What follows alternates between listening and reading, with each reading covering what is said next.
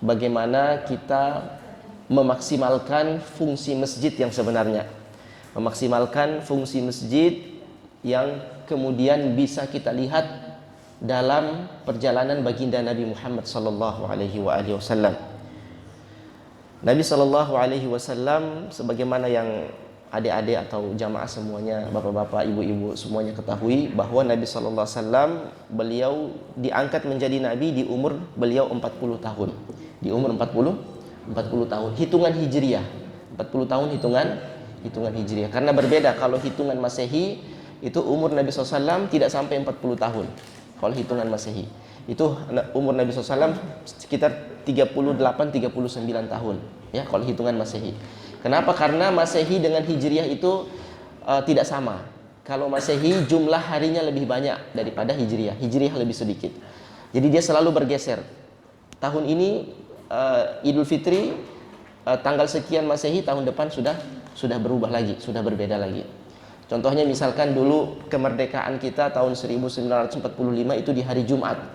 Ya, di hari Jumat bulan suci Ramadan, tanggal 9. Ya, tanggal 9. Tapi karena hitungannya adalah patokannya Masehi, maka dia bergeser terus, selalu tanggal 17 Agustus dan bergeser.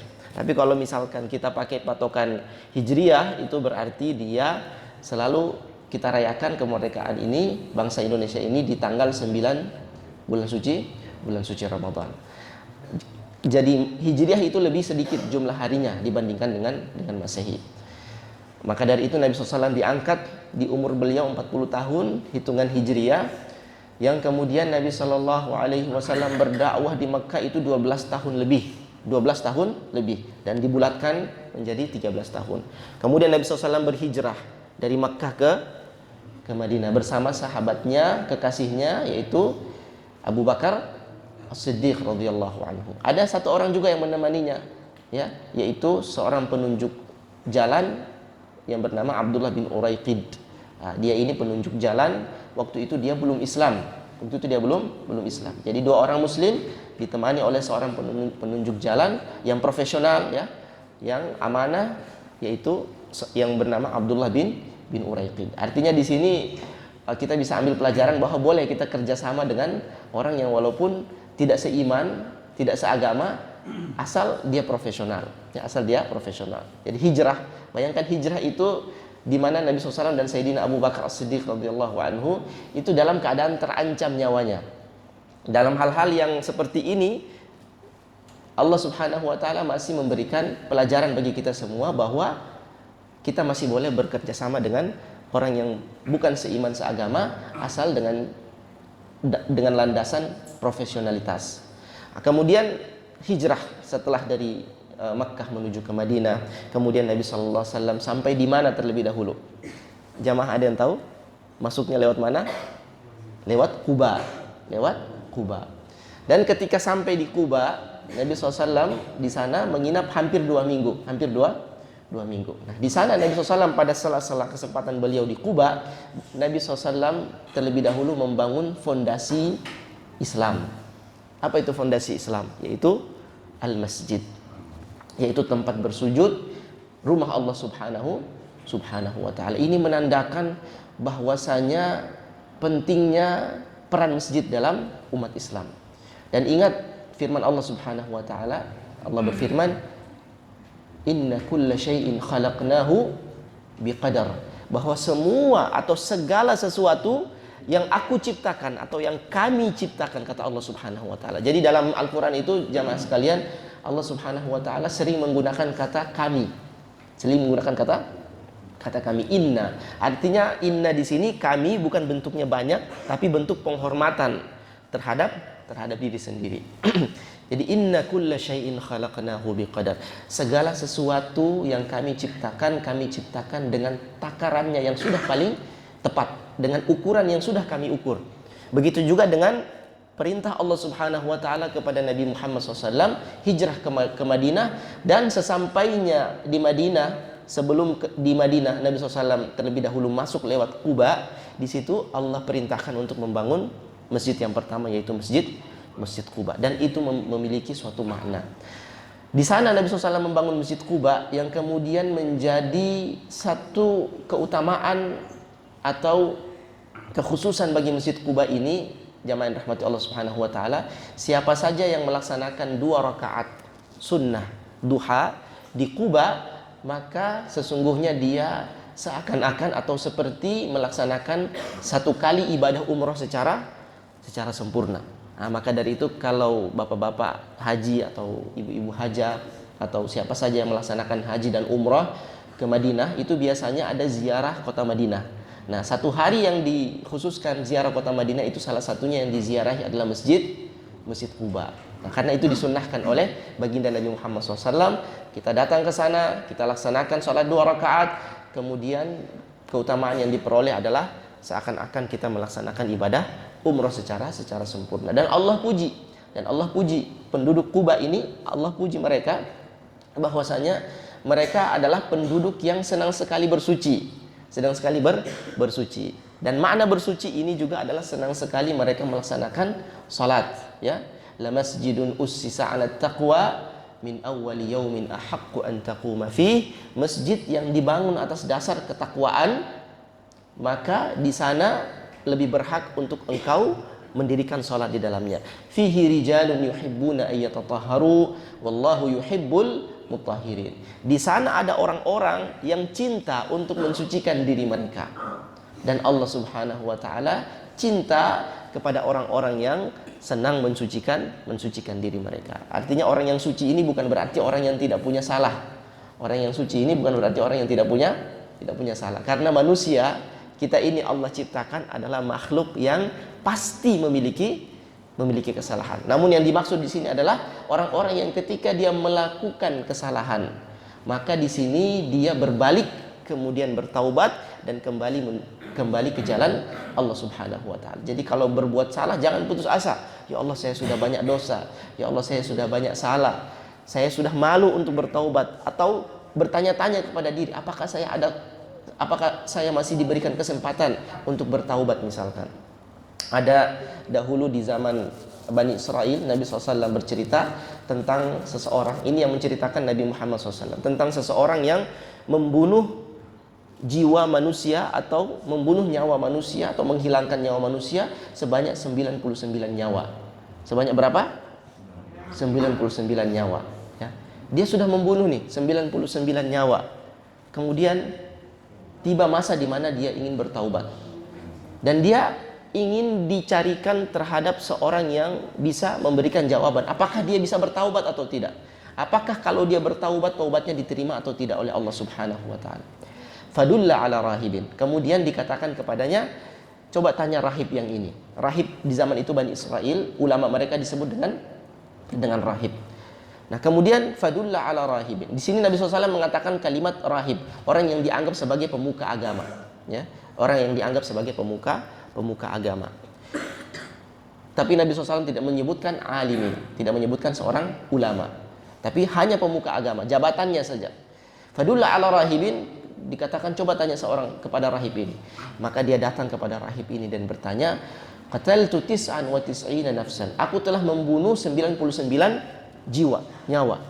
Fahal li min taubah. Apakah aku masih bisa bertaubat? Apakah Allah masih menerima taubatku? Maka di sini si rahib ini berkata, la, engkau sudah membunuh terlalu banyak manusia, taubatmu tidak diterima oleh Allah Subhanahu wa taala. Artinya dosamu sudah terlalu banyak, tidak akan diterima oleh Allah Subhanahu wa taala permintaan ampunmu atau permintaan maafmu. Maka faqatalahu. Akhirnya apa? Dia bunuh lagi si rahib ini. Maka lengkaplah 100 nyawa sudah dia bunuh. Ini berarti orang yang kemudian membunuh seseorang dengan kemarahan yang sesaat atau emosi yang sesaat langsung dia bunuh orang. Nah, di sini Bapak Ibu rahmati Allah Subhanahu wa taala, kemudian dia masih mau bertobat padahal sudah membunuh 100 nyawa. Fadulla ala alimin. Maka dia bertanya lagi, kira-kira saya bertanya kepada siapa ini yang lebih layak untuk saya tanyakan? Maka di sini kata Nabi SAW dalam kisah beliau ceritakan, fadulla ala alimin. Maka diberikan kepadanya informasi bahwa bertanya kepada seorang alim ini, fulan maksudnya. Maka dia pun bertanya, mendatanginya, dan hal limin taubah.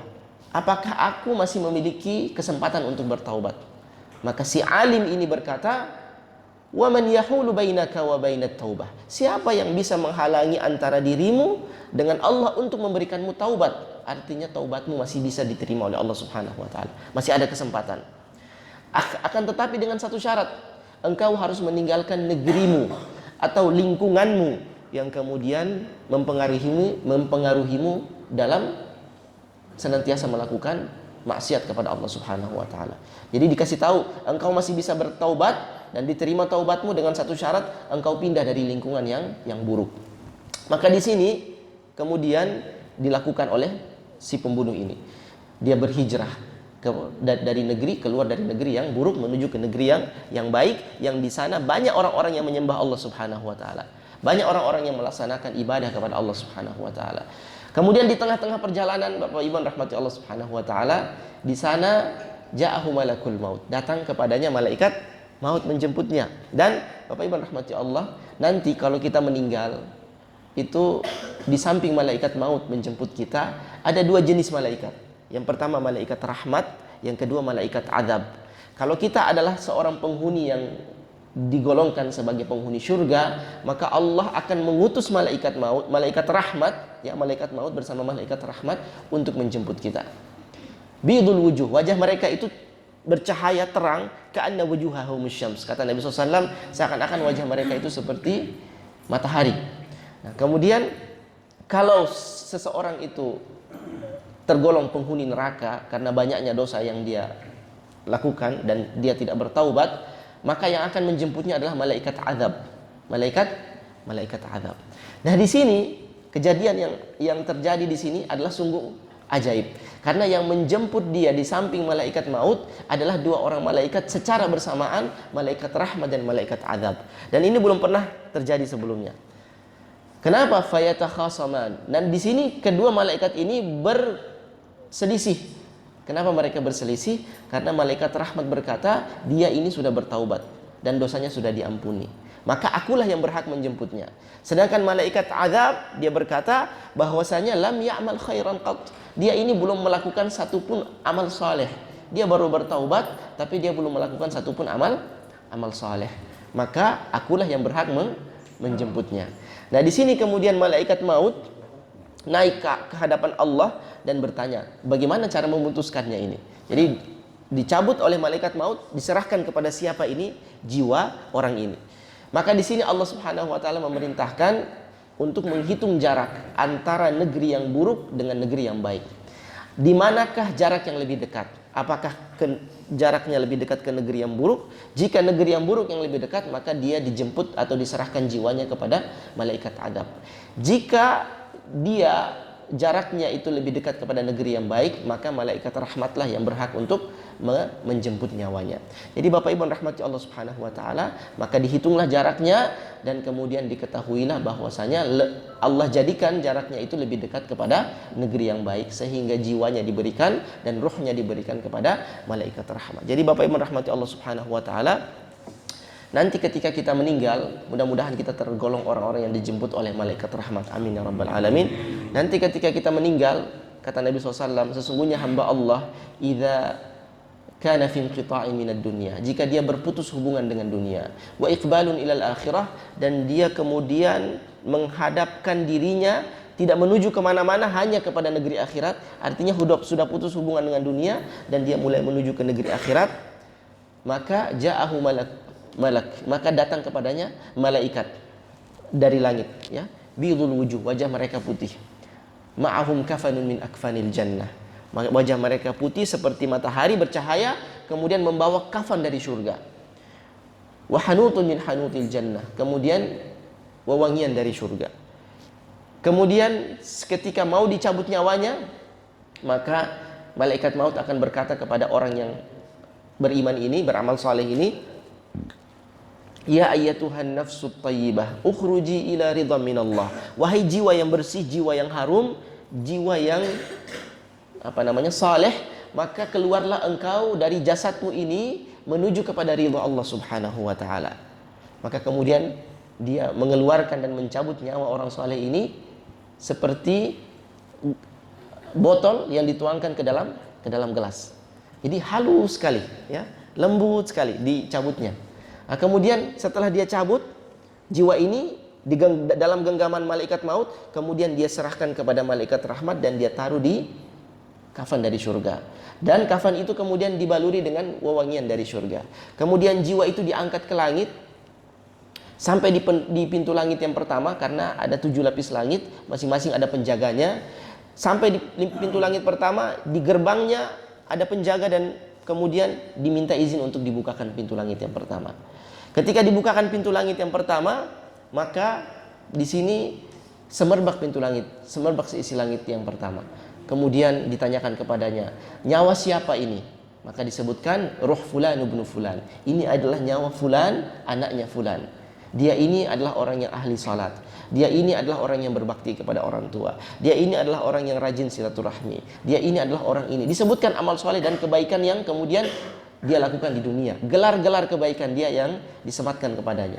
Kemudian di sana dibuka lagi pintu langit yang kedua. Terus naik sampai kepada Allah Subhanahu wa taala. Sampai kepada Allah, kata Allah Subhanahu wa taala, "Uktubu kitab 'abdi fi 'illiyin." Tulislah dan taruhlah kitab amal saleh hambaku di tempat tertinggi. Allah berfirman, "Kalla inna kitabal abrar la fi 'illiyin." Kemudian setelah itu Allah berfirman, "Aiduhu ilal ard." Kemudian kembalikanlah dia ke dalam bumi. Fa inni minha khalaqtuhu, karena dari bumi aku ciptakan dia. Wa fiha u'iduhu, kepada bumi aku kembalikan dia.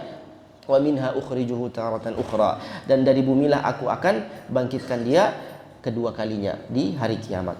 Bapak Ibu yang rahmati Allah Subhanahu wa taala, mudah-mudahan kita digolongkan terhadap golongan ini yang dijemput dengan penuh keindahan oleh malaikat rahmat Allah Subhanahu wa taala. Nah, kemudian Bapak Ibu yang rahmati Allah Subhanahu wa taala, ketika Nabi sallallahu alaihi wasallam membangun Masjid Quba, nah di sini Nabi SAW kemudian di hari Jumat meninggalkan Quba dan menuju ke dalam Madinah.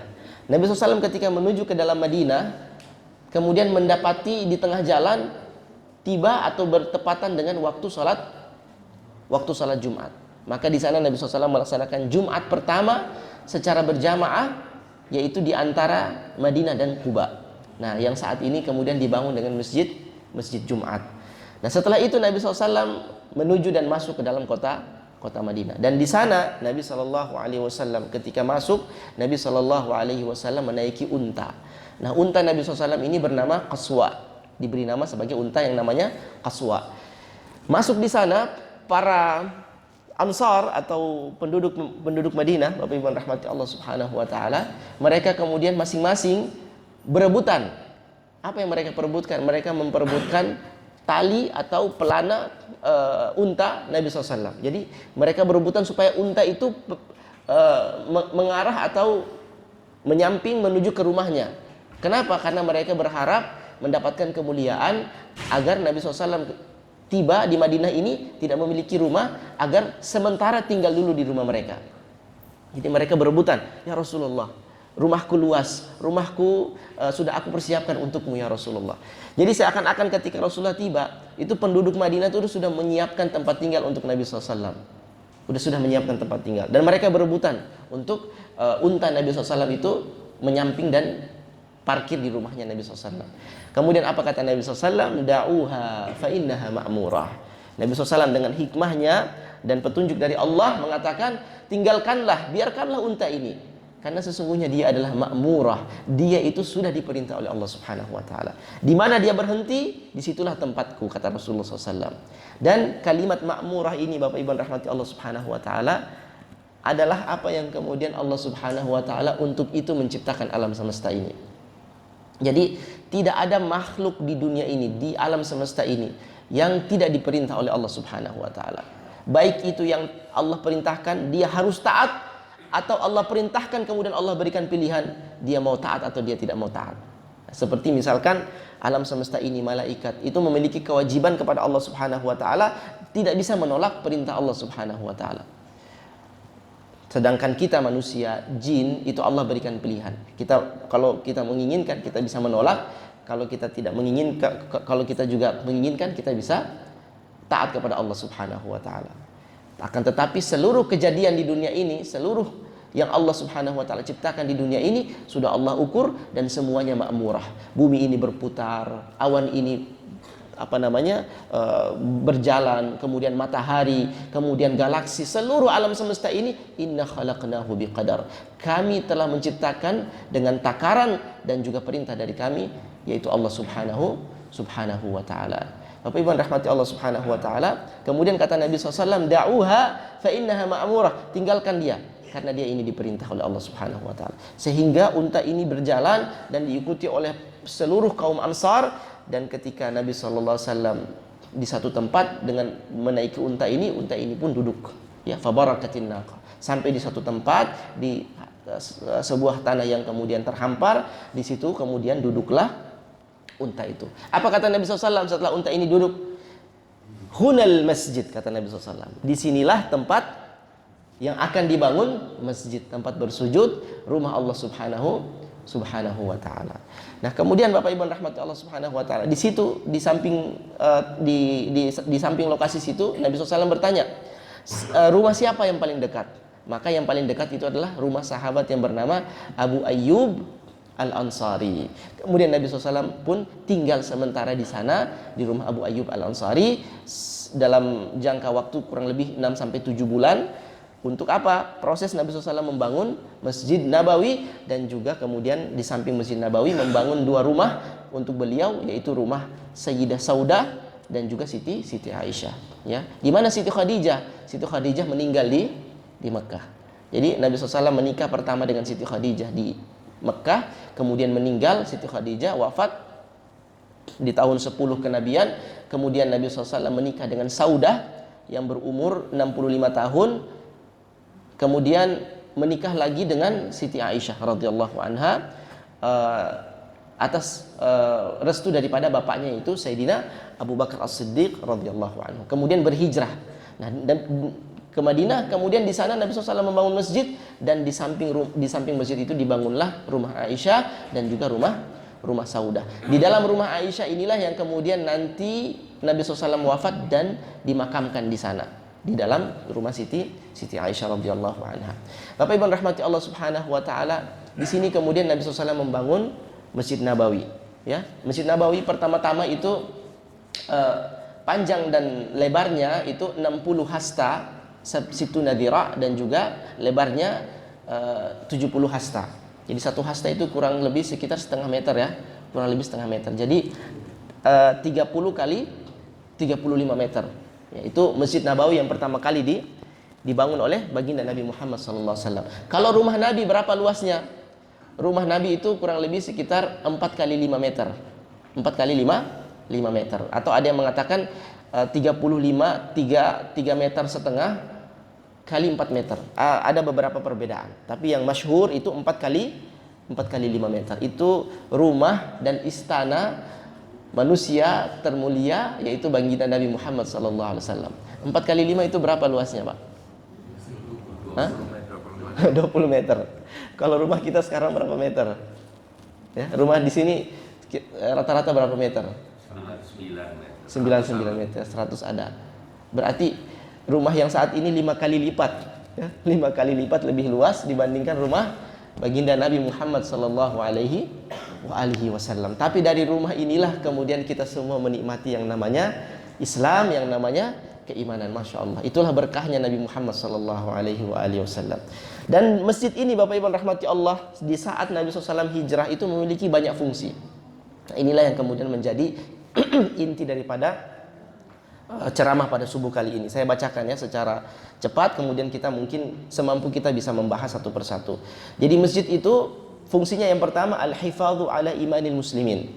Pertama adalah untuk menjaga keimanan kaum muslimin. Jadi masjid itu fungsinya yang paling besar, itu fungsinya menjaga keimanan kaum muslimin. Kemudian yang kedua, al-masjidu makanul iltiqa'ul muslimin wa taqwiyatul awasiru bainahum. Kemudian masjid itu adalah tempat pertemuan kaum muslimin. Maka dari itu kenapa di antara ulama itu banyak yang mewajibkan laki-laki untuk sholat di masjid. Kenapa?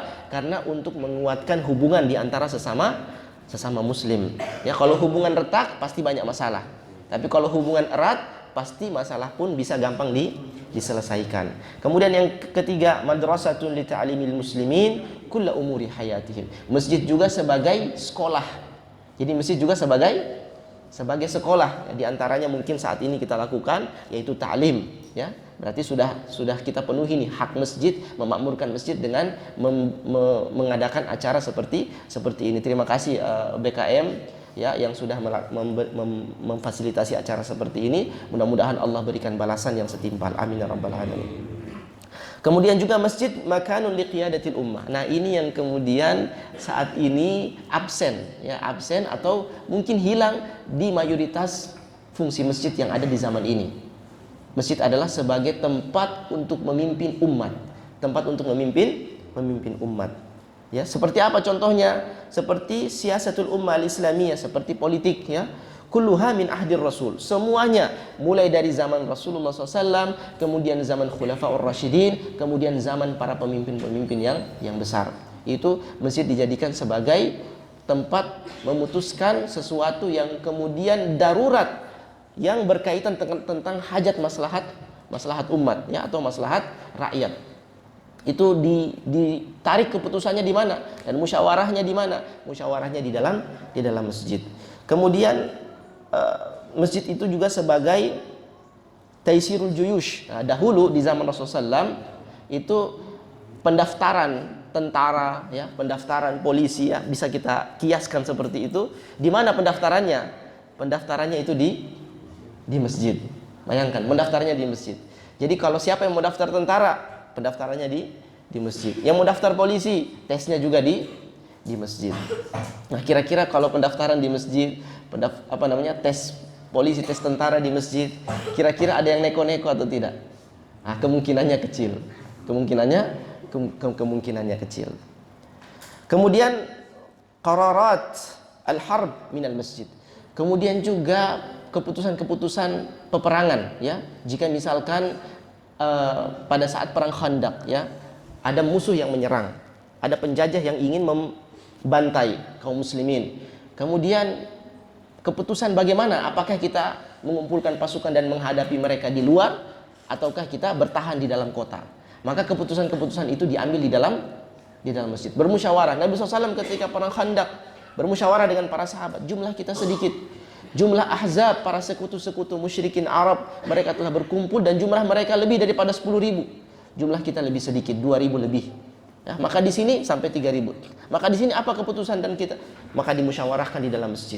Di sini kemudian muncullah salah seorang sahabat dari Persia yang bernama Salman. Yang bernama Salman dari Persia, Salman Al-Farisi. Itu artinya Salman dari Persia. Dia kemudian mengusulkan, ya Rasulullah, kita di Persia, kalau kita diserang oleh musuh yang kuat, maka kita menggali parit, kita menggali khandak.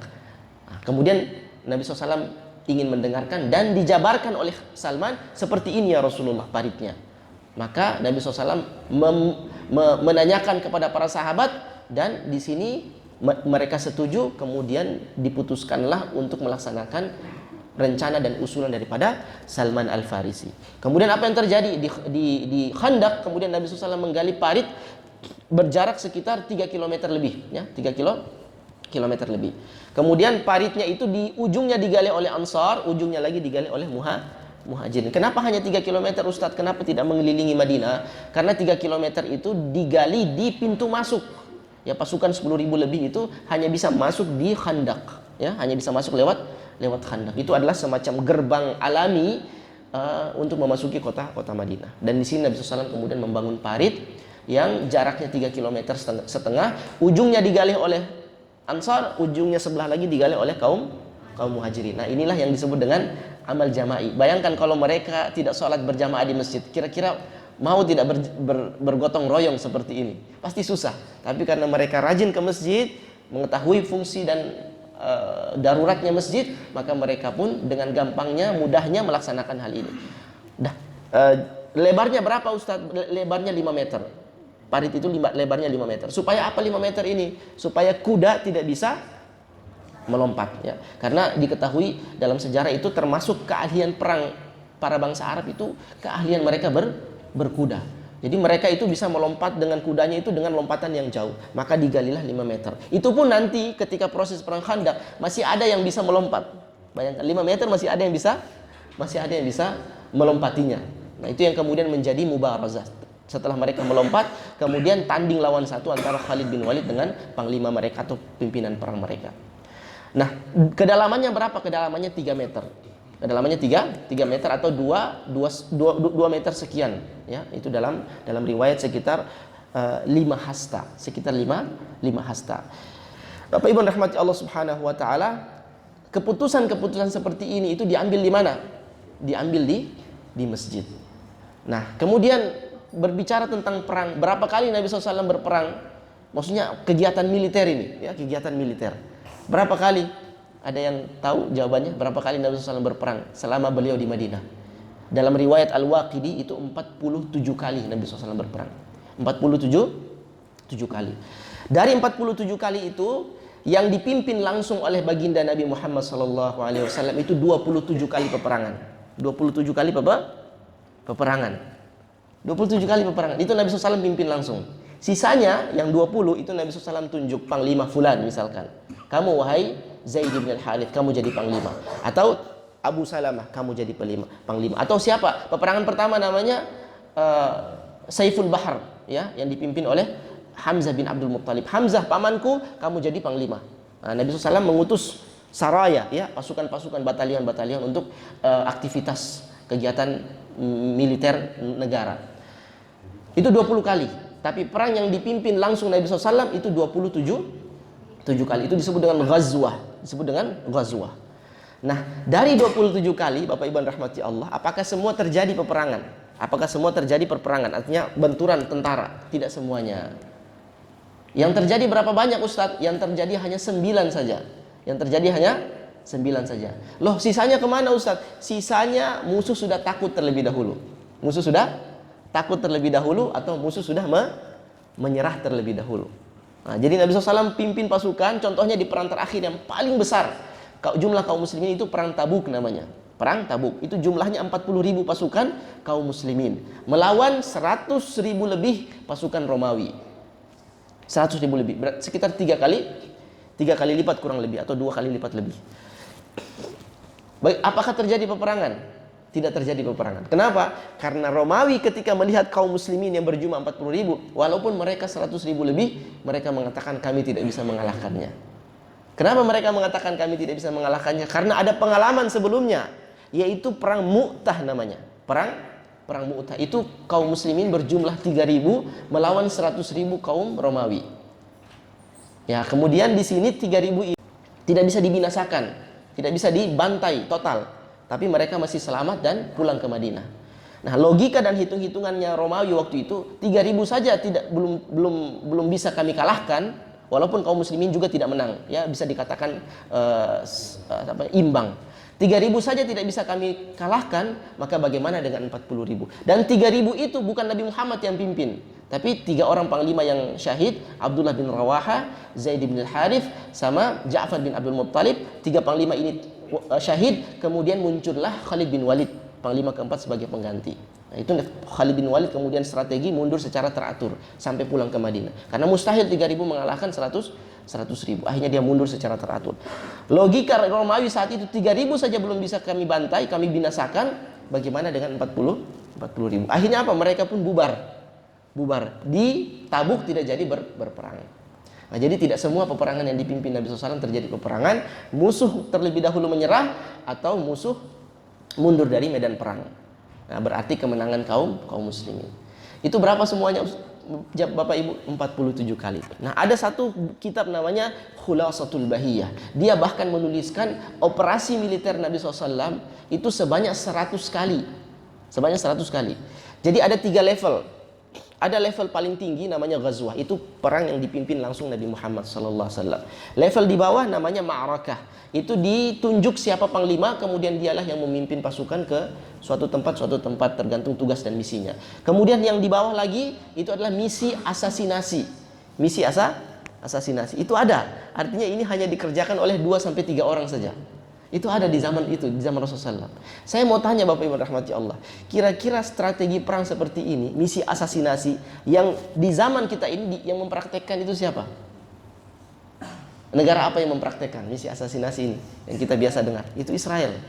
Itu Israel. Bapak Ibu rahmati Allah Subhanahu wa taala. Umat Islam sudah tidak ada lagi kita. Yang seperti ini itu sudah tidak ada lagi. Nah, inilah yang kemudian munculnya dari mana? Munculnya dari masjid. Bapak Ibu rahmati Allah Subhanahu wa taala. Dan jangan sampai kita salah paham. Dalam proses perjalanan Nabi SAW ini, yang beliau lakukan adalah membela negara. Negara Islam. Jadi bukan berarti militer ini main serang saja, tidak. Tapi untuk menguatkan posisi negara saat itu. Jadi seakan-akan Allah mau memberitahukan, wahai Indonesia, wahai negara kita yang tercinta ini, jika kita ingin kuat, jika kita ingin berdaulat betul-betul sesungguhnya, maka kita harus perkuat militer kita. Jadi tentara kita harus kuat, polisi kita harus kuat, militer kita harus kuat. Supaya apa? Supaya bargaining atau posisi kita di dunia internasional ini menjadi terpandang. Bapak Ibu rahmati Allah Subhanahu wa taala. Nah, ini mulanya dari mana? Ini permulaannya itu dari masjid. Dari masjid. Kemudian selanjutnya lagi wal muahadatu min dakhil masjid. Nah, karena ada gerakan-gerakan militer, tentara dan seterusnya, maka di sini ada perjanjian-perjanjian. Dan dilakukan di mana? Dilakukan juga di dalam masjid. Contohnya juga misalkan pelantikan para khulafaur rasyidin, pelantikan pemimpin negara seperti Abu Bakar, Umar, Uthman, itu mereka dilantik dan dibaiat di mana? Di dalam masjid. Dan di sini kalau misalkan kita usul ya ke depannya ini, misalkan kalau bisa pelantikan gubernur, pelantikan presiden ya, pelantikan wali kota, itu kalau bisa di masjid. Nah, itu mudah-mudahan saja bisa melahirkan pemimpin-pemimpin yang amanah. Kemudian juga istiqbalul wufud, penerimaan tamu. Jadi kalau ada tamu-tamu negara dari luar, itu Nabi SAW terima di mana? Nabi SAW menerima di dalam masjid. Jadi istiqbalul wufud juga di dalam masjid. Mau dia itu muslim, mau dia juga non muslim, itu juga diterima dalam masjid. Jadi di sini kita bisa ambil pelajaran, apakah boleh kita menerima tamu non muslim di dalam masjid? Nah, jawabannya adalah boleh. Bahkan bisa jadi dengan dia melihat kondisi dan suasana masjid, di sini dia bisa terbuka pintu hatinya untuk mempelajari Islam, penasaran terhadap Islam. Bapak Ibu mungkin bisa lihat yang di YouTube, di viral, orang-orang Amerika yang masuk Islam. Itu muslim komunitas di sana itu memberikan undangan. Jadi mereka disediakan makanan, mereka diberikan soft di belakang, kemudian melihat bagaimana kaum muslimin beribadah. Setelah itu ada semacam seminar bagaimana mengenal Islam, tanya jawab. Nah, itu menjadi pintu hidayah buat mereka. Dan bahkan Nabi SAW pernah dalam satu peristiwa menahan tawanan politik, tawanan perang itu di dalam masjid. Jadi salah satu tiang dari tiang Masjid Nabawi itu di sana diikat seorang yang bernama Thumamah bin Athal. Thumamah ini dia itu pemimpin di Najd, dan Najd ini terkenal dengan penghasil gandum. Nah, dia itu orang yang kemudian memusuhi Nabi SAW, memerangi Nabi SAW. Kemudian ketika suatu masa ditangkap oleh Khalid bin Walid, kemudian diserahkan kepada Nabi SAW, dan Nabi SAW tidak mengatakan penjarakan dia di bunker atau di mana, penjara, tidak. Nabi SAW bilang ikat dia di tiang Masjid Nabawi. Di selama berapa hari? 3 hari. Dan setiap hari Nabi SAW tawarkan dia, wahai Thumamah, berimanlah kepada Allah dan Rasulnya. Akhirnya diajak untuk masuk Islam, didakwah tanpa dipaksa. Wahai Thumamah, berimanlah kepada Allah dan Rasul, karena inilah kebenaran yang sesungguhnya. Di samping itu Thumamah melihat bagaimana muamalah kaum muslimin berjamaah. Dia juga mendengar tausiah ceramah ya, tausiah ceramah taklim yang seperti dilakukan oleh Nabi SAW di dalam Masjid Nabawi. 3 hari ditawarkan, semuanya ditolak. Tapi sesungguhnya dalam hatinya sudah tumbuh bibit keimanan. Hanya saja dalam hatinya dia tidak mau masuk Islam, beriman kepada Allah dan Rasulnya dalam keadaan tangannya terikat. Apa yang terjadi? Dia menolak selama 3 hari. Karena dia menolak, akhirnya apa yang terjadi? Dia katakan, wahai Muhammad, engkau jika membebaskanku, maka aku adalah orang yang ingat akan jasa seseorang. orang yang mampu berterima kasih. Tapi jika engkau membunuhku, wahai Muhammad, kaumku adalah kaummu yang pendendam. Artinya mereka akan membalaskan dendamku. Kemudian Nabi SAW apa yang beliau lakukan? Beliau bebaskan Thumamah. Setelah 3 hari ditahan di masjid. Ketika dibebaskan, keluar dari masjid, keluar dari Madinah, dia bersuci, dia kembali lagi masuk ke Madinah dan masuk ke dalam masjid, kemudian mengikrarkan keimanannya di hadapan Rasulullah dan di hadapan kaum muslimin. Kemudian dia bersumpah, apa yang dia sumpah? Mulai saat ini saya akan boikot gandum yang ada di Najd kepada penduduk Mekah. Waktu itu masih perang, ya, Madinah dengan Mekah masih perang. Saya akan boikot gandum yang ada, penghasilan gandum yang ada di saya kepada penduduk Mekah, hatta ya'dzana Rasulullah. Sampai Rasulullah SAW memberikan ACC, memberikan izin untuk saya impor lagi saya ekspor, ya. Saya ekspor lagi ke Mekah. Akhirnya apa yang terjadi? Penduduk Mekah kelaparan. Nah, ini yang terjadi saat ini di Rusia. Rusia tidak impor gandum ke Eropa, akhirnya terancam pangan mereka. Nah, Thumamah mengancam seperti itu, bahwasanya saya tidak akan mengirim gandum ke penduduk Mekah, biarkan mereka semua mati kelaparan sampai Rasulullah mengizinkannya. Akhirnya apa? Di saat-saat masih perang dengan Rasulullah, masih bermusuhan ini kaum muslimin dengan Rasulullah SAW, dengan kaum musyrikin Quraisy, mereka menulis surat. Wahai Muhammad, tolong bilang kepada Thumamah untuk mengizinkan dia mengimpor gandumnya kepada kami. Kalau tidak, kami semua mati kelaparan. Dan Nabi SAW tidak memerangi manusia, tidak memerangi orang Mekah, tidak memerangi siapa saja kecuali menginginkan kebaikan untuk mereka, kecuali untuk menginginkan hidayah bagi mereka. Akhirnya Nabi SAW menulis surat kepada Thumamah ke Najd, wahai Thumamah, kirimkanlah gandum kepada penduduk Mekah. Kalau tidak, mereka bisa mati kelaparan. Akhirnya Thumamah pun mengirimkan lagi. Ya. Tapi Thumamah ini dia pintar, karena dia tahu bargaininya dia setelah masuk Islam dia pergi ke Mekah. Dia tawaf, dia umrah, kemudian dia mengikrarkan di Mekah keislaman dia. Dia mengikrarkan ke Mekah juga, di Mekah juga keislaman dia. Padahal waktu itu masih dalam keadaan perang antara kaum musyrikin dengan Rasulullah SAW yang ada di Madinah. Nah, jadi keputusan-keputusan yang seperti ini juga diambil di dalam masjid. Kemudian juga al-qada'u fil masjid, hakim juga di masjid. Kalau ada perkara-perkara masalah, diputuskannya juga di masjid.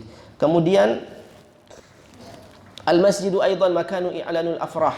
Masjid juga tempat pengumuman berita-berita gembira, ya. Tempat pengumuman berita-berita gembira. Ya, jadi kemarin kita dapat pengumuman apa? Pengumuman kenaikan BBM. Ya, coba kalau misalkan ke depan, ya, presiden misalkan mengumumkan di dalam masjid, ya, mungkin bukan mengumumkan kenaikan tapi mungkin mengumumkan penurunan. Ya, jadi masjid itu tempat pengumuman berita-berita gembira. Mudah-mudahan ke depan mungkin, jadi ini harus dipersiapkan Bapak Ibu rahmati Allah. Boleh jadi ada yang di dalam masjid ini ke depan jadi presiden, ya, jadi pemimpin pemimpin negara, dan mudah-mudahan dari masjidlah orang-orang yang bertakwa itu muncul menjadi pemimpin kita semua, pemimpin negara. Itu yang doa yang diajarkan oleh Nabi SAW. Rabbana hablana min azwajina wa dzurriyyatina qurrata a'yun waj'alna lil muttaqina imama. Jadi bukan hanya kita berharap pemimpin itu, tapi juga kita persiapkan. Ini doanya adalah doa untuk keluarga, doa anak-anak kita, ya, keturunan kita. Berarti pemimpin masa depan itu, seorang muslim itu harus mempersiapkan dari sekarang. Mulai dari dia lahir, kemudian dia tumbuh, dia besar, dari masjid itu harus dipersiapkan. Mulai dengan doa dan juga persiapkan keilmuan serta fisik. Itulah yang kemudian sebab-sebab ke depan mudah-mudahan Indonesia ini Allah munculkan pemimpin-pemimpin yang amanah. Kemudian di masjid juga tempat pendidikan, ya. Pendidikan anak-anak. Kemudian juga masjid juga tempat taman main anak-anak. Bapak Ibu rahmati Allah. Jadi jangan jadikan masjid itu tempat asing atau tempat angker buat anak-anak kita. Jadikan masjid sebagai tempat nyaman bagi mereka. Kemudian masjid juga sebagai ma'walil fuqara. Nah, ini juga penting Bapak Ibu rahmati Allah Subhanahu wa taala. Ternyata masjid juga tempat berkumpulnya orang-orang fakir miskin. Jadi orang-orang fakir miskin di zaman Rasulullah SAW itu ditampung di dalam Masjid Nabawi. Ditampung di dalam Masjid Nabawi. Fakir-fakir miskin, kalau bisa kita golongkan mungkin orang yang hari ini dia bingung dapat makan, besok apa lagi? Itu fakir. Kalau miskin, awal bulan dia masih punya makanan, akhir bulan dia bingung mau makan apa. Jadi fakir itu lebih dahsyat keadaannya daripada orang miskin. Orang miskin masih punya kerja, tapi di akhir bulan kekurangan, dia pinjam sana sini. Orang fakir, jangankan besok hari ini pun dia bingung mau makan apa. Dan masjid di zaman Rasulullah SAW itu menjadi ma'walil fuqara, itu menjadi tempat mencari solusi makan bagi kaum fakir miskin. Dan di dalam Masjid Nabawi itu di belakangnya itu Rasulullah SAW siapkan tenda. Ya, jadi atap di depan, saf depan, kemudian di belakang itu satu saf khusus atap untuk disebut dengan ashabus suffah. Disebut dengan ashabus suffah. Ashabus suffah itu mereka yang fakir miskin, muhajirin dan ansar, jumlah mereka variasi. Kadang-kadang lebih, kadang berkurang. Paling kurang itu paling sedikit 80 orang. Paling sedikit 80 orang. Paling banyak itu 120 orang dalam riwayat. Itu mereka di mana? Di saf paling dalam. Dan mereka itu 24 jam mereka di dalam masjid. 24 jam dalam masjid. Kadang mereka keluar bekerja, kalau dapat rezeki alhamdulillah, kalau enggak mereka kembali lagi ke dalam masjid. Pernah mereka kelaparan. Ini ashabus suffah, ini kelaparan semuanya. Dan yang paling kelaparan itu Abu Hurairah. Dan dia sudah tidak tahan, dia kemudian mencari solusi bagaimana cara dia makan. Dia cari pertama kali Sayyidina Umar ibn Khattab radhiyallahu anhu. Dia cari Sayyidina Umar, dia dapat Sayyidina Umar. Apa yang dia lakukan? Dia minta atau tidak? Ternyata dia tidak minta. Wahai Umar, saya lapar, saya mau minta makanan. Tidak. Bagaimana caranya? Dia bertanya kepada Sayyidina Umar tentang ilmu fikih. Dan dia bertanya ini sebenarnya dia sudah tahu jawabannya. Cuma dia mau bertanya supaya Umar itu menjawab dan merasa lama, jawaban ini panjang. Kata Umar, dia berharap ini ya, Abu Hurairah berharap, kata Umar berkata kepadanya, "Mari ke rumah saya, makan di rumah saya sambil saya jawab pertanyaanmu ini." Jadi dia tujuannya bukan jawabannya, tujuannya supaya dikasih makan, tapi dia tidak minta langsung, "Umar, saya lapar, kasih makan saya." Tidak, tapi dia bertanya tentang hukum ini apa. Padahal dia juga tahu jawabannya. Cuma dia bertanya itu panjang supaya Sayyidina Umar bilang, udah ke rumah saya kasih sambil makan kita diskusi atau saya kasih jawaban fatwa ini. Tapi Sayyidina Umar jawab tidak mengajak ke rumah. Jadi sudah tanya panjang-panjang, jawaban panjang-panjang, udah perut lapar, tidak diajak juga ke rumah. Setelah itu dia cari siapa ini yang kemudian bisa ajak saya ke rumah ini. Dia lihat Sayyidina Abu Bakar As-Siddiq radhiyallahu anhu. Dia tanya lagi Sayyidina Abu Bakar, kemudian panjang lagi pertanyaannya, jawabannya juga lebih panjang. Dia berharap Sayyidina Abu Bakar ajak dia ke rumah untuk makan. Ternyata tidak diajak makan juga. Jadi ini sudah lapar sekali ini Bapak Ibu rahmati Allah Subhanahu wa taala. Kemudian apa yang terjadi? Sayyidina Umar tidak mengajaknya. Dia cari lagi siapa? Dia lihat Rasulullah sallallahu alaihi wasallam. Tapi ajaibnya di sini subhanallah, pekanya Rasulullah sallallahu alaihi wasallam. Ketika Rasulullah SAW melihat Abu Hurairah, Rasulullah langsung potong, "Tidak usah kamu bertanya wahai Abu Hurairah. Saya tahu kamu ini lapar," kata Rasulullah sallallahu alaihi wasallam. "Tidak usah kamu bertanya. Saya tahu kamu ini lapar, tidak perlu kamu istilahnya basa-basi dengan pertanyaan." Kata Rasulullah SAW, "Ikut saya ke rumah." Sampai di rumah, waktu itu alhamdulillah di rumah itu ada orang kirim susu. Ada orang kirim susu. Jadi rumah Rasulullah SAW itu kadang ada yang kirim hadiah, ada yang kirim sedekah, macam-macam. Nah, kemudian di rumah Rasulullah ada susu satu botol begini. Bapak Ibu rahmat. Kemudian apa yang terjadi? Kata Rasulullah SAW, "Wahai Abu Hurairah, ini kita minum." Kata Rasulullah SAW. Tapi kata Rasulullah SAW apa? "Sebelum kita minum, wahai Abu Hurairah, kamu panggil dulu semua ashabus suffah." Jadi kata Rasulullah SAW, panggil semua yang ada di fuqara masakin yang ada di masjid. Kata Abu Hurairah radhiyallahu anhu, kalau satu botol, dalam hatinya ya, karena dia yang meriwayatkan hadis ini, dia bilang kalau satu botol ini kemudian kita bagi 120 orang, kira-kira satu orang minum berapa tetes, kata Abu Hurairah. Tapi perintah. Dan Abu Hurairah juga berpikir, kalau saya yang ajak itu biasanya adab mereka, kalau siapa yang mengajak dia terakhir yang menikmati. Jadi kalau semua minum, Abu Hurairah paling terakhir di sini, Pak. Mohon maaf, Pak. Seperti itu. Jadi semua minum dari kanan misalkan sampai 120, Abu Hurairah yang terakhir, ya. Baru setelah itu Rasulullah SAW. Tapi perintah dari Rasulullah SAW, padahal dia sudah lapar sekali ini. Akhirnya apa yang terjadi? Dia harus taat. Dia taat dan dia panggil semua ashabus suffah. Dia panggil semuanya, kemudian di hadapan Rasulullah SAW dia panggil, dan Nabi SAW disinilah mukjizat Nabi SAW muncul. Di botol itu semua minum, ya, semua minum satu persatu sampai kenyang, sampai istilahnya kalau bahasa kita di sini begak ya, pokoknya sudah tidak ada lagi jalan untuk masuk ini air atau susu itu. Semua minum satu sampai kenyang, dan ajaibnya tidak pernah habis, ya. Tapi tentu botolnya tidak transparan seperti ini. Nah, kemudian apa yang terjadi? Terakhir sampai ke tanganku, kata Abu Hurairah radhiyallahu. Dan dia sampai ke tangannya tuh dia terheran-heran, kok bisa? Belum habis ini susu sampai di tangan saya. Kata Rasulullah, "Ishrab ya Abu Hurairah." Wahai Abu Hurairah, minum. Kemudian aku minum, kata Abu Hurairah. Aku minum sampai aku sudah merasa hilang laparku. Kata Nabi SAW, "Zid, tambah minum." Aku minum lagi sampai kenyang. Kata Rasulullah, "Zid, tambah lagi minum wahai Abu Hurairah." Sampai aku minum sampai sudah susah bernafas. Kata Nabi SAW, "Ishrab Abu Hurairah." Minum lagi ya Rasul. Wahai Abu Hurairah, kata Nabi SAW, "Tidak ada jalan lagi ya Rasulullah." Artinya sudah tidak ada jalur ke dalam ini, mau sebelah mana ini saya isi sudah tidak ada lagi ya Rasulullah. Lam ajid sabila, tidak ada lagi jalan untuk dia masuk ke dalam mulut saya.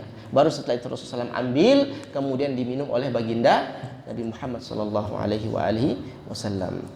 Nah, ini salah satu kisah daripada Ashabus Suffah, orang-orang yang ditampung oleh Rasulullah SAW di dalam masjid. Dan mereka ini menjadi murid-murid Rasulullah SAW. Tapi di samping itu, saya baca Sirah Nabawiyah, ternyata fungsi mereka itu diantaranya adalah sebagai intelijen. Sebagai intelijen baginda Nabi Muhammad sallallahu alaihi wasallam. Ini kita bicara negara, bapak-bapak, ibu-ibu, Allah. Pasti ada intelijen di situ ya, intelijen. Pemimpin yang kuat pasti punya intelijen yang kuat. Jadi ciri khas dalam sejarah itu, pemimpin yang lemah pasti intelijennya lemah. Pemimpin yang kuat pasti intelijennya juga kuat. Siapapun dia. Ya, kalau dia lemah, oh itu tandanya intelijennya lemah. Kalau dia kuat, pasti intelijennya kuat. Dan Ashabus Suffah ini menjadi intelijen Nabi SAW. Mereka itu juga menjadi utusan yang tidak pernah menolak perintah. Jadi kalau Nabi SAW suruh, misalkan kamu kirim surat atau jadi mata-mata fulan, kamu cari informasi di sini. Hanya Rasulullah SAW cukup kasih bekal saja. Dan Bapak Ibu tahu berapa bekal yang Nabi SAW kasih kepada mereka? Berapa bekalnya? Pernah Nabi SAW kasih bekal kepada mereka ini, satu hari satu biji korma. Satu hari satu biji korma, satu hari itu. Itu bekal mereka dan mereka laksanakan. Bapak Ibu rahmati Allah Subhanahu wa taala. Jadi di sana menjadi sebuah negara. Masjid itu menjadi miniatur negara. Bapak Ibu rahmati Allah Subhanahu wa taala. Kemudian masjid juga menjadi tempat untuk mengobati orang-orang yang sakit, ya Bapak Ibu rahmati Allah Subhanahu wa taala. Namun ini semua bukan berarti ajakan agar masjid itu menjadi istana negara, masjid menjadi rumah sakit, masjid menjadi hotel, tidak. Tapi bagaimana kita mengembalikan fungsi dari masjid itu, yang paling utama adalah mengambil keputusan-keputusan yang darurat, mengambil keputusan-keputusan yang krusial. Jangan terburu-buru datang ke masjid, kemudian musyawarah di masjid, kemudian ambil keputusan di masjid. Jadi mudah-mudahan pemimpin-pemimpin negara kita ke depan Allah angkat, kemudian sebelum mengambil keputusan yang berat, terlebih dahulu mereka ke masjid untuk bermusyawarah. Mudah-mudahan dengan itu Allah berikan solusi, Bapak Ibu rahmati Allah Subhanahu wa taala, bagi negara kita sehingga kita tidak menuju kepada kehancuran. Kalau Bapak Ibu baca sejarah, biasanya negara itu lahir dan hancur. Negara lahir dan hancur. Negara itu lahir dan hancur itu rawannya di generasi keempat. Dan kita sekarang masuk di generasi keempat, Bapak Ibu rahmati Allah Subhanahu wa taala. Kita masuk di generasi yang keempat, generasi di mana kebanyakan sudah melupakan perjuangan generasi awal dalam kemerdekaan negara kita. Jadi setiap generasi itu 25 tahun. Ya, kita sudah merdeka berapa tahun Bapak Ibu? 77 tahun. Berarti kita sudah masuk di masa paling rentannya sebuah negara. Kenapa? Kalau generasi pertama yang memperjuangkan kemerdekaan negara ini, itu mereka kuat mempertahankan. Solidaritasnya pokoknya yang namanya maslahat negara nomor satu, maslahat pribadi itu nomor sekian. Generasi kedua, anak-anak mereka masih merasakan semangat bapak mereka dalam menjaga kedaulatan negara. Generasi ketiga sudah mulai lupa dengan semangat kakek mereka, ya, dalam memperjuangkan negara ini. Generasi keempat rata-rata sudah lupa total, sehingga yang ada adalah individualisme, ya, keegoisan masing-masing. Sudah tidak menghargai nyawa sebangsa, siapapun nyawa orang-orang walaupun dia sebangsa dan setanah air. Bapak Ibu rahmati Allah SWT. Nah, di generasi keempat ini yang kemudian dikhawatirkan rentannya sebuah negara. Jadi negara lahir, negara runtuh, itu yang paling rentan itu di generasi yang keempat. Bapak Ibu rahmati Allah Subhanahu wa taala, mudah-mudahan masjid menjadi pengingat kita semua, masjid menjadi pertahanan kita semua, baik pertahanan keimanan maupun pertahanan negara kita, mudah-mudahan. Amin ya rabbal alamin. Ini saja yang bisa saya sampaikan, kurang lebihnya mohon maaf. Wallahul musta'an. Assalamualaikum warahmatullahi wabarakatuh. yang di masjid itu tempat untuk menyampaikan berita-berita gembira. Apakah dibolehkan untuk berita-berita atau berita apa di masjid itu? Diutamakan ya. Jadi kalau di masjid itu diutamakan berita-berita gembira. Namun kalau misalkan berita-berita duka, itu juga dibolehkan ya. Yang tidak boleh itu misalkan kita memberikan suatu berita kemudian dia hanya berefek negatif saja. Ya kan? Tidak semua orang menyerap berita negatif atau berita buruk itu dengan baik. Maka dari itu cenderung berita buruk itu tidak diumumkan sehingga malah menyebabkan kekacauan. Ya, malah menyebabkan kekacauan, menyebabkan kepanikan di situ. Tapi ketika misalkan kita ada berita duka, nah yang kemudian di sana ada maslahatnya, yaitu solidaritas dan seterusnya, maka itu dibolehkan, ya, seperti itu. Berita misalkan kemenangan kaum muslimin atau misalkan saudara kita yang sedang melaksanakan ibadah haji, ya, diberikan kemudian dimohonkan doa, ya, segala bentuk berita gembira lah kita dianjurkan untuk di masjid. Gitu. Namun kalau berita duka orang meninggal, itu juga dibolehkan karena ada solidaritas maslahat di situ, Pak. Berita orang nikah, ya, bisa juga ya, berita orang kawin, nah, itu juga bisa. Siapa yang mau mau memulai kehidupan berumah tangga, ya, itu juga bisa diumumkan di masjid. Berita siapa yang mau menikah, ya, selanjutnya di masjid. Nah, kecuali misalkan berita seorang muslim kawin lagi misalkan gitu, bisa chaos, ya, bisa heboh, itu berarti jangan diumumkan.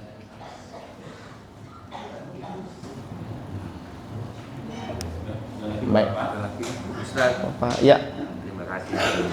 Tadi disampaikan bahwa dosa dari seseorang yang membunuh 100 orang pun itu bisa diampuni oleh Allah.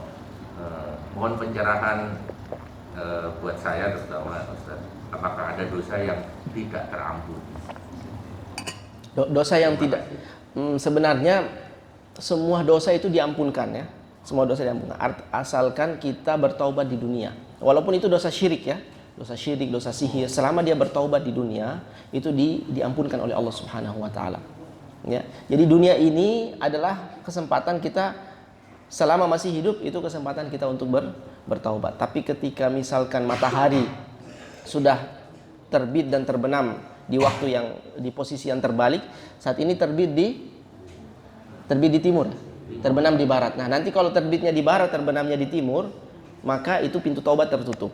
Nah, kemudian jika nyawa sudah sampai di kerongkongan, nah, itu kemudian kisahnya Fir'aun juga seperti itu, ya. Kisahnya Fir'aun ketika Allah berfirman, "Falyawma nunajjika bibadadika litakuna liman khalfaka ayah." Hari ini kami utuhkan dan kami selamatkan badanmu, ya, jasadnya Fir'aun, supaya menjadi ayat pelajaran bagi orang setelahmu, generasi setelahmu. Nah, di sini Jibril menafsirkan ayat ini dan menceritakan bahwa ketika Fir'aun ditenggelamkan, aku ada di situ, kata Jibril. Dan kata Jibril alaihissalam, ketika di sana Fir'aun pun mengucapkan kalimat yang hampir Allah Subhanahu wa taala mengampunkan dosanya. Tapi karena kata Jibril, aku tidak menginginkan hal itu, akhirnya aku menyelam ke dasar laut, kemudian mengambil tanah yang ada di dasar laut, kemudian naik ke atas dan menyumpal mulutnya dengan tanah itu, ya, menyumpal mulutnya dengan tanah itu supaya dia tidak bisa menyebutkan kalimat taubat, kalimat ampun. Karena Jibril tahu bahwa jika Fir'aun saja Jibril tahu bahwa ketika Fir'aun meminta ampun, itu boleh jadi Allah menerima permintaan ampunnya Fir'aun itu. Padahal Fir'aun itu dia kalau membunuh bayi-bayi Bani Israel itu dengan dua cara. Dia sembelih atau dia lempar bayi itu ke sungai Nil, tenggelam sampai mati. Maka dari itu akhir hayatnya Allah tenggelamkan. Nah, karena dia menenggelamkan bayi-bayi Bani Israel. Dan di dalam kisah ini juga pelajaran bagi sebuah negara jika tidak ingin runtuh. Ini pelajaran, ya, bagi sebuah negara jika tidak ingin runtuh.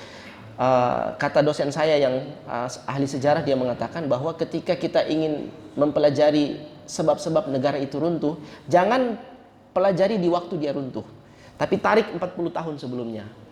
40 tahun sebelumnya kalau dia mulai membunuh rakyatnya, maka itu sudah kemudian muncul tanda-tanda 40 tahun kemudian dia akan runtuh. Jadi jangan dipelajari di saat dia runtuh, jangan.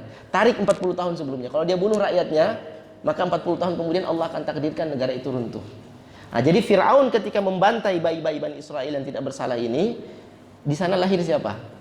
Lahir Nabi Musa. 40 tahun kemudian jadi nabi, dan itulah yang menyebabkan keruntuhannya Fir'aun, kebinasaannya Fir'aun. Nah, seperti itu Bapak Ibu rahmati Allah Subhanahu wa taala.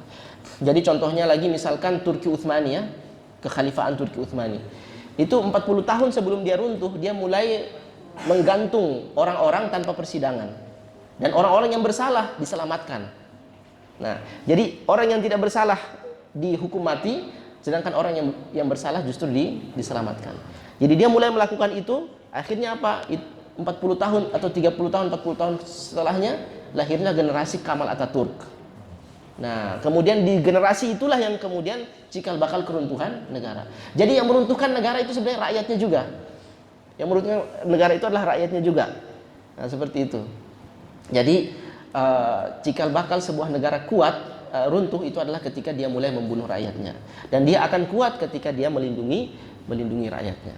Nah, ini pelajaran yang ada yang berkaitan tentang taubat atau rahmat Allah Subhanahu wa taala. Jadi orang-orang yang seperti ini masih diterima taubatnya ketika di dunia dia meminta ampun kepada Allah Subhanahu wa taala.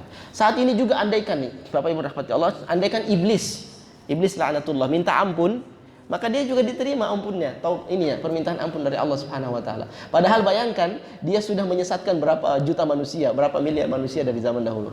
Tapi kalau dia bertaubat, dia juga tetap diterima taubatnya. Hanya saja apakah dia bertaubat? Itu saja. Nah, kenapa? Karena dia ada kesombongan dalam hati. Jadi kembali kepada kita. Jangan pernah kita putus asa dengan rahmat Allah Subhanahu wa taala.